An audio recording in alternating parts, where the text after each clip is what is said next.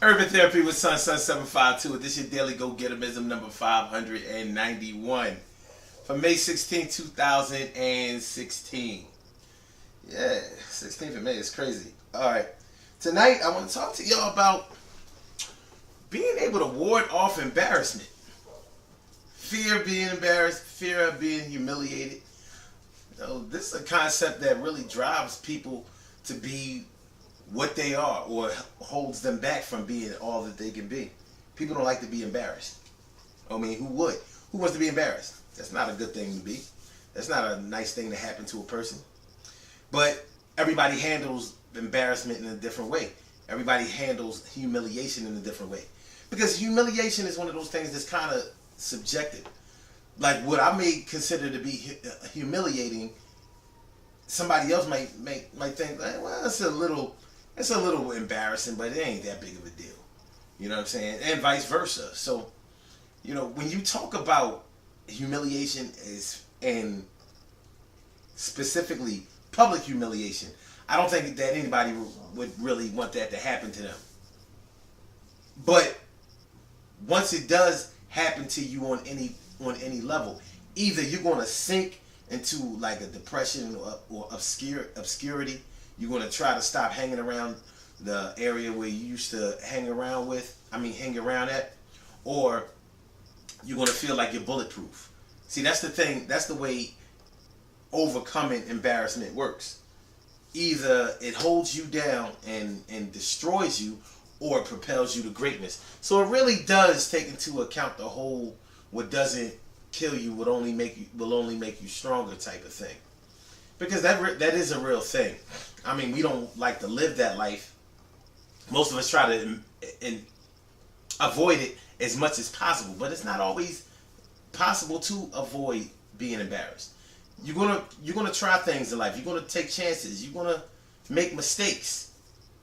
Now, the way people treat you because of the mistakes that you've made, or the relationships that you have built up with people that will either allow them to pad your mistakes, in other words, let you slide, or make sure that things don't hurt you as bad as they could, or they're going to really stick it to you and make sure that you don't make those mistakes again, because you probably have been messing up all along and people have been waiting for you to get yours. That's a whole different video right there. But like fear of embarrassment, fear of public humiliation, that's almost the same thing as fear of success. A lot of people don't go for theirs in the realm of trying to be successful because they are afraid that if they don't reach the pinnacle, if they don't succeed on a certain level, then everybody is going to laugh at them. Like Carrie. You know what I mean? Carrie, when they're all going to laugh at you. They're all going to laugh at you. They're all going to laugh at you. But it's not really all that deep. It really ain't. It ain't really all that deep. Comedians spend their whole lives trying to be laughed at, which makes them weird. You know what I mean? I spent years on stage doing this mess, day in and day out. I mean, should I say night in and night out, trying to get people to laugh at me. Now, there's a deep need for attention with everybody that you see that is a stage performer, bar none. Any comedian, any actor, any musician or whatever, if they tell you that they don't have a need for attention, they're lying. Because if they didn't have a need for attention, then they would never do shows. They would just strictly go into the studio, do their thing, if they're able to get away with it, and they would make sure that their face was never seen. That's not how they are. Now, like I said, take the case of a comedian. A comedian wants you to laugh at him, which is totally opposite of what most people want. Now, of course, a lot of comics will say, well, they're not laughing at me, they're laughing with me. I'm like, oh yeah, but you pulled your drawers over your head so you could smell your own skid marks.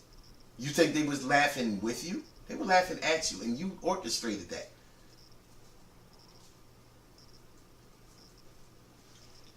The funny thing about a lot of comedians is that although they desire to be laughed at on stage, now the reason that they desire to be laughed at on stage is because once they get good at that, they're able to control people. Being able to control people's laughter, when they laugh and when they don't laugh, that's a lot of power.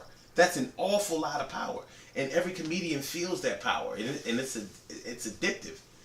So a lot of times when they are at home on stage, they are away from home in real life. So it's hard for them to deal with real life situations. Not all of them, but a lot of them. A lot of them. Once you get to that point, because you're used to being in control of people by laughter. So when you have to deal with other things that don't have anything to do with laughing, it makes it it can make it a little difficult. So I'm just trying to give y'all a little insider information to the life of a stand-up comic, if you were ever wondering about that.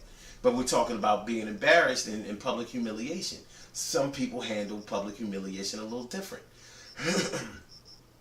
I mean, okay, you take some of the people that have been, some of our celebrities that have been publicly humiliated, and they really have made something out of nothing, and it propelled them to greatness. You know, the late great Whitney Houston, when all of the stuff about the drugs came out and all of that, you know, she came under a lot of fire when it came to that, and she stood a chance of losing a lot of her fan base. I don't see why fans would really care if their favorite performer was using drugs, but we did care because we consider some of the people that we like as celebrities, we consider them to be an extension of ourselves. So we define ourselves in the people that we like. But she made good out of that. She persevered through that. May she rest in peace, because she was the greatest. Also, Magic Johnson. Magic Johnson with the HIV thing. He went public with that thing. You know, we was thinking it was over for Magic. Either he was going to die or socially he was just going to be out. How did that turn out? Rose to great heights. You know, you have Hulk Hogan, you have Arnold Schwarzenegger. You know, these cats have done crazy things in the limelight that were very embarrassing to them, and I'm sure that they feared that embarrassment, but they made that something that they made that nothing into something, and persevered through it. So what didn't kill them actually did make them stronger. And that's how it can make you. Fear of embarrassment, fear of public humiliation is almost the same thing as fear of success. Don't let your fear of being laughed at, ridiculed, talked about, teased, and all of that, don't let that stop you from doing anything great that you want to do. Because it will stop you from doing crazy things. Alright, for example, y'all know how I take my videos. I take videos every day. I take videos of my people. You know, I'm exercising, and I tape them whether we are in the gym or whether we are on the street. I tape them, and none of us have perfect bodies or anything like that. But I tape them to show other people that there's nothing wrong with improving yourself right in front of everybody. That's a whole lot better than the scaredy cats out there that aren't embarrassed to eat like crazy and ruin themselves and put their health at risk. You know, alone in their rooms, buckets of chicken under their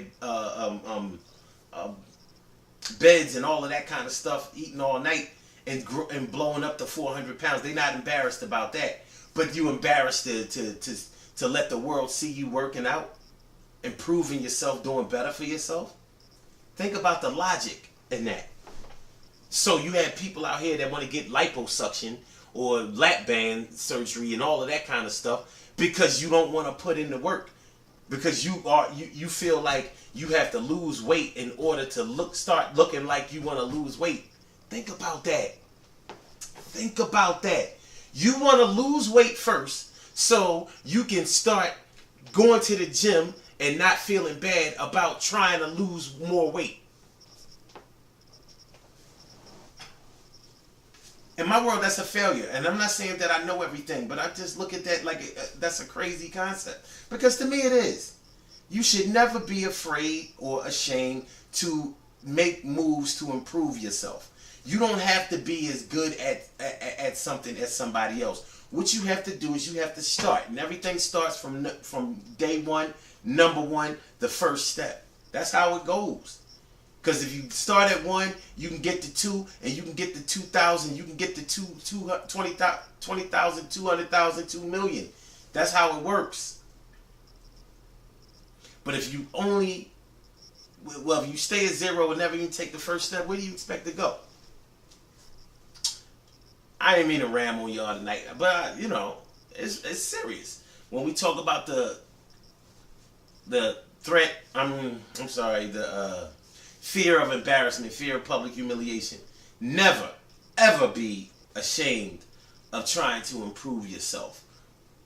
Never be ashamed of trying to do better for yourself. Have better for yourself. And if anybody laughs at you for trying to do better for yourself, because they ain't nothing but haters. And I'm not really one to be charging everybody with being a hater, but if you hate on somebody that's trying to do something good for themselves and they people, then you a hater. You want to sit back and laugh at people that are trying to do better? What is you doing? Who is you? Good things happen to those who wait. Great things happen to those who grind. And anything can happen to those who go for theirs. So go hard, go for yours. Don't be afraid to take that first step. Don't be embarrassed to go ahead and shine bright and try to make something of yourself. Don't be afraid to take the first step, because the first step leads to the second step, to the third, then 300,000, 3 million, whatever. The world is yours once you get over your fear of being laughed at, of being teased, of being ridiculed, of being poked fun at. And everybody has to go through that. Stop saying people are bullying you because they have something to say. Okay, they may not mean you well, but you ain't got to listen. But they're not bullying you. You bully yourself by allowing people to keep you down when you know that you could be great. That's self-bullying. Other people are just assisting you in your insecurity. But it ain't got to be that way. And it ain't going to be that way if you decide and think about it. All the people who have ever been successful at anything that they've ever wanted to do have been the people who said, I'm not stopping for shit. I'm not going to let nobody stop me. I don't care what they do. I'm getting mine. That's what people who have succeeded have done. They put their pride to the side. Don't care who you laughing at. I'm going to get mines. I'm going to get mines. You know, mines is not a word, but it is today. I'm going to get mines. I'm going to holler at y'all later. Urban Therapy with Son. UrbanTherapyWithSon.com. Go to the website. Get down with the Mind Right and Body Better fitness program. Also, go join the Mind Right and Body Better fitness program group on Facebook. It's a good look. You know what I mean? Because we trying to get our minds right and our bodies better. All right? You know what I'm saying?